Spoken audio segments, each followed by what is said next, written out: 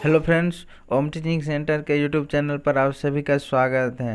तो आज मैं जनरल साइंस का 10,000 प्रश्न सेट का पार्ट 14 करवाऊंगा।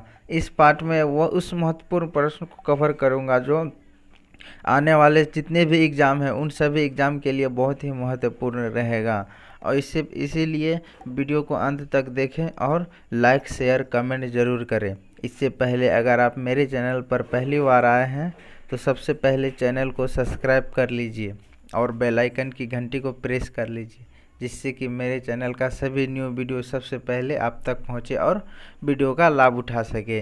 तो देर ना करेंगे और आज का पहला प्रश्न देखेंगे और बहुत ही महत्वपूर्ण रहेगा। इसीलिए चलते देखते हैं। आज का पहला प्रश्न आपके सामने है, इसका सही आंसर अब दीजिए, क्या होगा सही आंसर। तो प्रश्न है आपके पास, पानी की अस्थायी कठोरता दूर करने के लिए सर्वाधिक उपयुक्त हैं।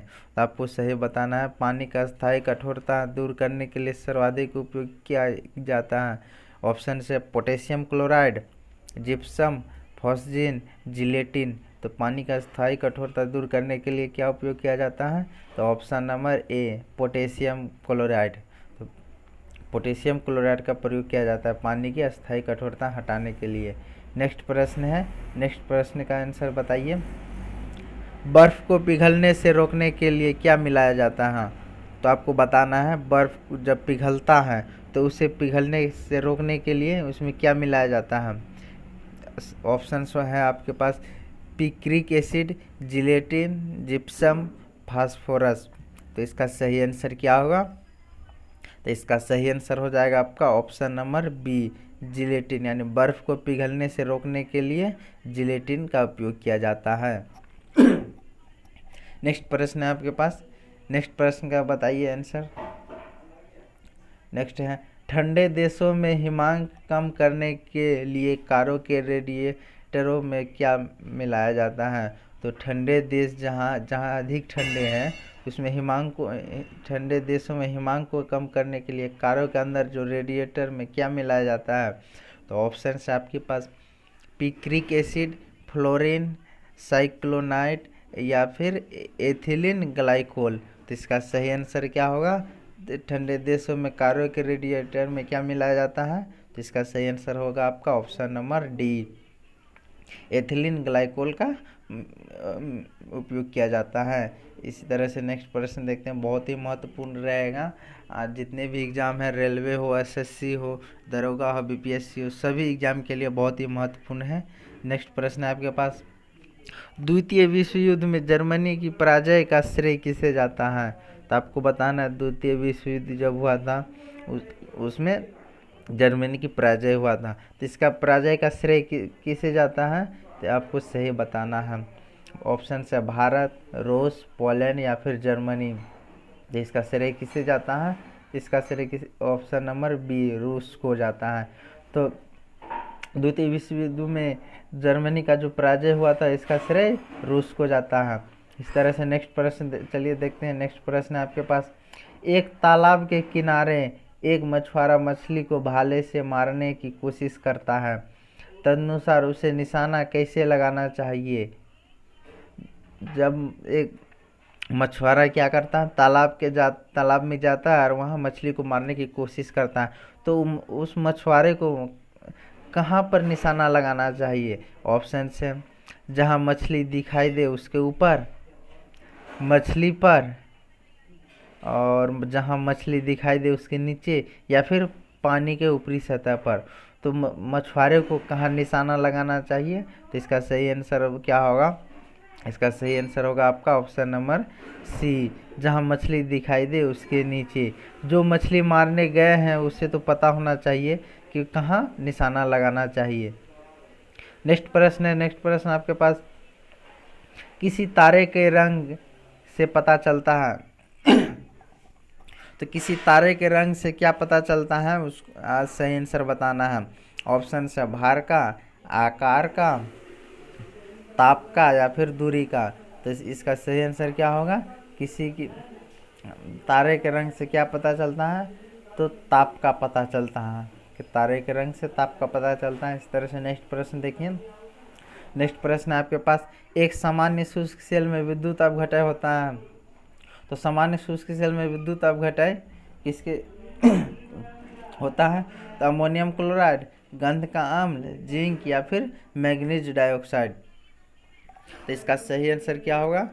चलिए, इसका सही आंसर होगा आपका option number A, ammonium chloride. तो एक सामान्य शुष्क सेल में विद्युत अपघटन होता है अमोनियम क्लोराइड।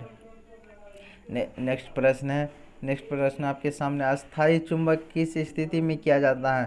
तो आपको बताना सही आंसर, जो कि अस्थायी चुंबक जो होता है किस स्थिति में किया जाता है? ढलवा लोहा में, पिटवा लोहा, कच्चा लोहा या फिर इस्पात में। तो इसका सही आंसर होगा आपका ऑप्शन नंबर डी, इस्पात में। तो अस्थायी चुंबक किस स्थिति में किया जाता है? इस्पात में। इस तरह से नेक्स्ट प्रश्न है आपके पास, नेक्स्ट प्रश्न का आंसर बताइए। पर्यावरण का अध्ययन जीव विज्ञान की किस शाखा के अंतर्गत किया जाता है? तो पर्यावरण का अध्ययन जो होता है तो जीव विज्ञान की किस शाखा के अंतर्गत किया जाता है? सही आंसर होगा आपका ऑप्शन से आपके पास कार्यिकी, अनुवांशिकी, पारिस्थितिकी या फिर वर्गीकी।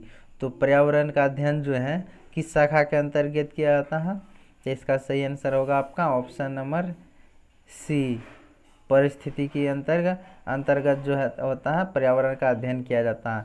इसी तरह से नेक्स्ट प्रश्न देखिए, नेक्स्ट प्रश्न आपके पास, निम्नलिखित में से किस अम्ल की उपस्थिति मानव पेट में होती है? तो आपको बताना है वह कौन सा अम्ल है जो मानव पेट में पाया जाता है। ऑप्शन है सल्फ्यूरिक अम्ल, हाइड्रोक्लोरिक अम्ल, नाइट्रिक अम्ल या फिर पिपिक्रिक अम्ल। तो कौन सा अम्ल है जो मानव शरीर के पेट के अंदर पाया जाता है? तो ऑप्शन नंबर आपका बी, हाइड्रोक्लोरिक अम्ल। हाइड्रोक्लोरिक अम्ल ऐसा अम्ल है जो मानव पेट के अंदर पाया जाता है। नेक्स्ट प्रश्न है आपके पास, पेंगुइन चिड़िया कहाँ पाई जाती है? तो आपको बताना है पेंगुइन चिड़िया कौन से देश में पाया जाता है। ऑप्शन है अफ्रीका, दक्षिण अमेरिका, अंटार्कटिका या फिर उत्तरी अमेरिका। तो पेंगुइन चिड़िया कहाँ पाया जाता है? इसका आंसर होगा सही answer option number C, Antarctica में पाया जाता है। तो पेंगुइन चिड़िया अंटार्कटिका में पाया जाता है। इसी तरह से नेक्स्ट प्रश्न है आपके पास, त्वरित चालक का आविष्कार किसने किया था? तो सही आंसर क्या होगा? त्वरित चालक का आविष्कार किसने किया था? अल्बर्ट आइंस्टीन ने, बेंजामिन फ्रैंकलिन ने या फिर अलेक्जेंडर फ्लेमिंग ने। और चौथा ऑप्शन से जी.एल. बेड में। तो त्वरित चालक का आविष्कार किसने किया था? तो सही आंसर होगा आपका option number B, Benjamin Franklin ने। त्वरित चालक का आविष्कार करने वाले वैज्ञानिक का नाम था बेंजामिन फ्रैंकलिन। इसी तरह से नेक्स्ट प्रश्न है आपके पास, फ्लेमिंग के बाएं हाथ के नियम में तर्जनी उंगली इंगित करती है। तो फ्लेमिंग का जो बाएं हस्त नियम है उसमें तर्जनी क्या इंगित करती है? ऑप्शन है आपके पास गति, चुंबकीय क्षेत्र, धारा या फिर वोल्टेज। तो फ्लेमिंग के बाएं हस्त नियम में तर्जनी क्या इंगित करता है? तो इसका सही आंसर हो जाएगा आपका ऑप्शन नंबर बी, चुंबक क्षेत्र। तो फ्लेमिंग के बाएं हाथ में तर्जनी चुंबक क्षेत्र को इंगित करता है। नेक्स्ट प्रश्न है आपके पास, नेक्स्ट प्रश्न का आंसर बताइए। निम्नलिखित में से कौन एक लाइन स्थिरांक के रूप में जाना जाता है? तो कौन सा लाइन है जो स्थिरांक के रूप में जाना जाता है? ऑप्शन है प्रतिरोध, प्रेरकत्व, धारिता या फिर उपरोक्त सभी। तो कौन सा है जो स्थिरांक के रूप में जाना जाता है? तो इसका सही आंसर होगा ऑप्शन नंबर डी, उपरोक्त सभी। यानी प्रतिरोध, प्रेरकत्व और धारिता तीनों जो है स्थिरांक के रूप में जाना जाता है। नेक्स्ट प्रश्न है आपके पास, ट्रांसफार्मर में नहीं होता है। तो आपको बताना ट्रांसफार्मर में क्या नहीं होता है? भावर धारा क्षति, हिस्टैरिसीस क्षति, घर्षण क्षति या फिर इनमें से कोई नहीं। तो ट्रांसफार्मर में क्या नहीं होता है? तो इसका सही आंसर होगा आपका ऑप्शन नंबर डी, घर्षण क्षति। तो ट्रांसफार्मर में कभी घर्षण क्षति नहीं होता है, बाकी भावर धारा क्षति, हिस्टैरिसीस क्षति इससे भी होता है। नेक्स्ट प्रश्न है आपके पास, नेक्स्ट प्रश्न है, नॉन स्टिक रसोई के बर्तन पर किसके परत चढ़ाई जाती है? तो नॉन स्टिक रसोई में जो बर्तन होता है तो उस पर किसका परत चढ़ाया जाता है? ऑप्शन है पीवीसी, सिलिकॉन, ग्रेफाइट या फिर टेफ्लॉन की। तो इसका सही आंसर क्या होगा? इसका सही आंसर है आपका ऑप्शन नंबर डी, टेफ्लॉन की। तो नॉन स्टिक रसोई के बर्तन में टेफ्लॉन का परत चढ़ाया जाता है। इसी तरह से नेक्स्ट प्रश्न है आपके पास, स्टैच्यू ऑफ लिबर्टी कहाँ स्थित है? तो आपको बताना है इस सही आंसर स्टैच्यू ऑफ लिबर्टी कौन सा जगह में स्थित है। ऑप्शन है न्यूयॉर्क, सिडनी, टोक्यो या फिर पेरिस। तो इसका सही आंसर होगा आपका ऑप्शन नंबर ए न्यूयॉर्क में। तो स्टैच्यू ऑफ लिबर्टी न्यूयॉर्क में स्थित है। इस तरह से नेक्स्ट प्रश्न है आपके पास, बहुभ्रूणता का सर्वोत्तम उदाहरण है। तो बहुभ्रूणता का सर्वोत्तम उदाहरण क्या है? ऑप्शन है कोको, कैप्सिकस, सिट्रस, साइकस। तो इसका सही आंसर क्या होगा? इसका सही आंसर होगा आपका ऑप्शन नंबर सी सिट्रस। यानी बहुभ्रूणता का सर्वोत्तम उदाहरण क्या है? सिट्रस है। नेक्स्ट प्रश्न आपके पास, नेक्स्ट प्रश्न बहुत ही महत्वपूर्ण रहे, इसीलिए इसका सही आंसर बताइए क्या होगा। हार्ड प्रतियां किससे प्राप्त की जाती है? तो हार्ड प्रतियां जो है किससे प्राप्त किया जाता है? ऑप्शन है स्कैनर से, स्पीकर से, प्रिंटर से या फिर रिकॉर्डर से। तो इसका सही आंसर क्या होगा? इसका सही आंसर होगा आपका ऑप्शन नंबर सी प्रिंटर से। तो हार्ड प्रतियां जो है प्रिंटर से प्राप्त किया जाता है। चलिए नेक्स्ट प्रश्न है आपके पास। नेक्स्ट प्रश्न का आंसर, एक अन इलेक्ट्रॉनिक चालक है। तो अन इलेक्ट्रॉनिक चालक क्या है? जिसमें इलेक्ट्रॉन चालन नहीं करता है। तो क्या है? ऑप्शन है लोहा, गैस कार्बन, कॉपर सल्फेट या फिर पारा। तो इसका सही आंसर हो जाएगा आपका ऑप्शन नंबर डी पारा। पारा क्या है? एक अन इलेक्ट्रॉनिक चालक है। इस तरह से नेक्स्ट प्रश्न देखिए। नेक्स्ट प्रश्न आपके सामने,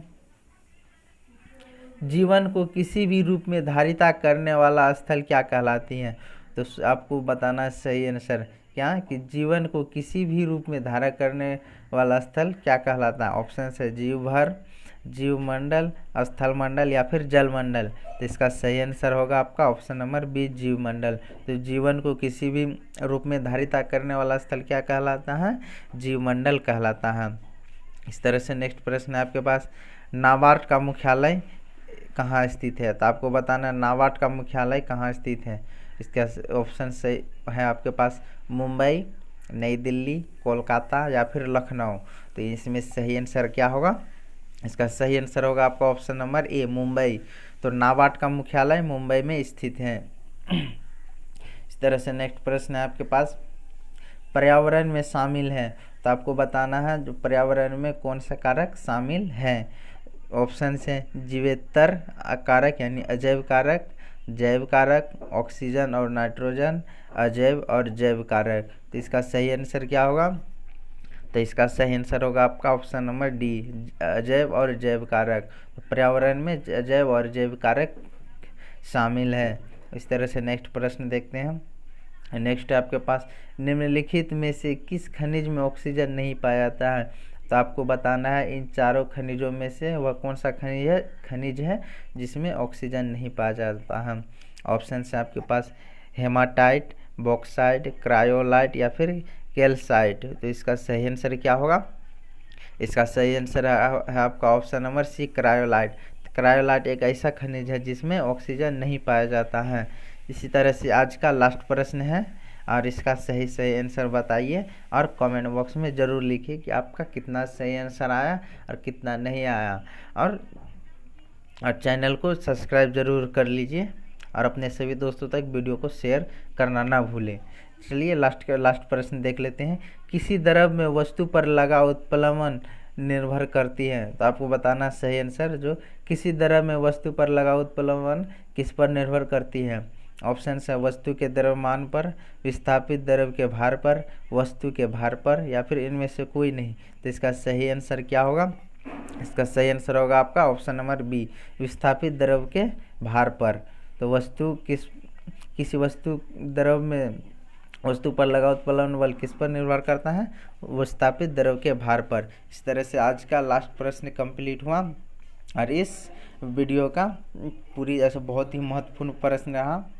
जितना से जितना हो सके वीडियो को अपने सभी दोस्तों तक शेयर ज़रूर करें और वीडियो को लाइक कमेंट करना ना भूलें और चैनल को सब्सक्राइब ज़रूर करें। वीडियो को अंत तक देखने के लिए धन्यवाद।